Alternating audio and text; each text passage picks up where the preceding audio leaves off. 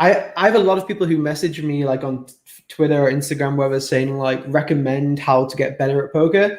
And I tell them basically like make your own poker course. So basically what I did is I tried to cover the game from the very bottom to the very top. So like all of pre-flop, all of post-flop, all of ICM, all of PSKOs, all of 10 big blinds, 20 big blinds, 30 big blinds, all the way up to 100 big blinds. So basically try to cover the whole game. So I basically solved or like ran the sims for every single thing within poker, and then spoke out loud about the information which I was reading. Because sometimes if you look at something, you think you're learning, but if you don't speak out loud, you don't actually take in the information, or you don't hear yourself, correct yourself, or realize flaws in yourself, etc. So making the poker course, I think, improved my game a lot, because I basically studied every single thing within poker. So what it kind of taught me was that if you want to give advice to someone about how to get good at poker, who's maybe like, let's say, a small or mid-stakes player, is literally just make a poker course. And even if it takes you 1 year or 15 months, whatever it may be, it's not going to be just a 1 month job. But after those 15 months, or even if it's 2 years, you should know every single thing about poker, at least to a decent degree, you know. And then you can watch back the videos of yourself and learn that way as well. So that's kind of what the main thing I took from it was. I'm surprised about how much I improved as a player.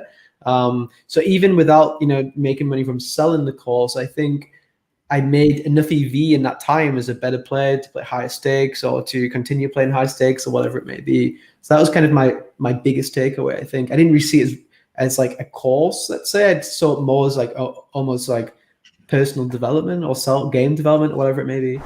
Yeah, so I basically, one of the reasons why I made the course was because I thought, I'm not going to say like individual ones or whatever, but I thought a lot of the courses were lacking in terms of like quantity. The quality was quite good from really good coaches, but they would maybe just, it wasn't telling you kind of the whole thing, let's say. So like maybe a course has like 20 videos or 30 videos. And if you want to learn everything about tournaments, it's so complex. You know, you have ICM, mixed stack sizes, deep stack, shallow stack.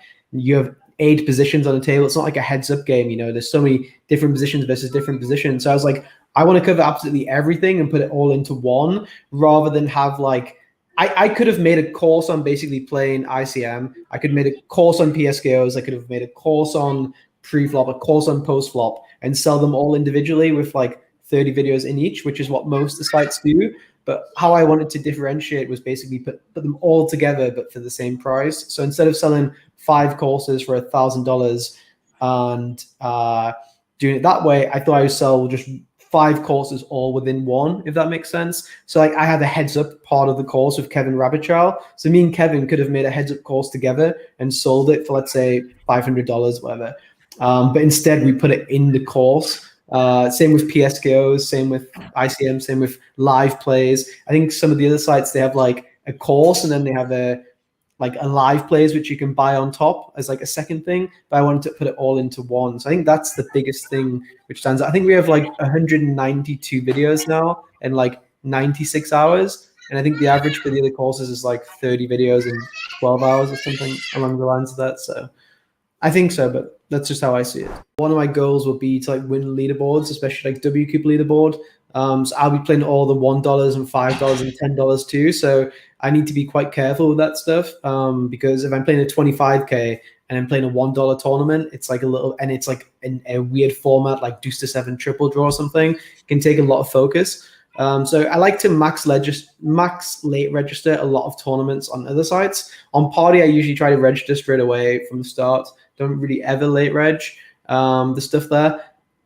I will basically be cutting out, like I said, all the daily schedules from other sites to make sure that I have enough space. I have a 40-inch monitor here and a 40-inch monitor here. So I have like my main games in front of me, like where most focus is. And then on another screen, I will have like low stakes stuff or like not as important stuff to me, which I will basically just autopilot or play like very tight and just like if I don't have a good hand, I'll just like quick fold that screen, then come back to the main screen. I actually really like the UK time zone to play poker because I think it gives you like 3 or 4 hours to just get into like, not like mindset, like meditate, you can do if you want to, but just to like get your day going and like not be groggy and not be too tired. Like it gives you, like you said, you can go for a workout, you can go for a lunch, you can be chilled and not rushed. I think if you're in Canada and you're waking up at 7 a.m., like you're basically forced to just go and play. And that first few hours of your session usually, I guess, don't go so well. And if the first few hours don't go well, it's very tough to like recover. In the UK, I think you can spend those like the afternoon with friends, the afternoon getting sunlight, the afternoon having lunch, the afternoon playing football, seeing family. If you have a relationship or whatever, it's a lot easier. Probably you can spend the day with somebody rather than if you finish at like 9 p.m. and then like they don't want to go out to a restaurant then, or like they have work in the morning. Like 30, 32 probably, I would say at most. But not like this is at most. Minimum would be 12. And like on average, like 18, I would say. And then obviously once I get to a certain time of the day, I'll stop registering and 18 becomes 16, 14, 12, 10, 8, 6, 2, 1, you know?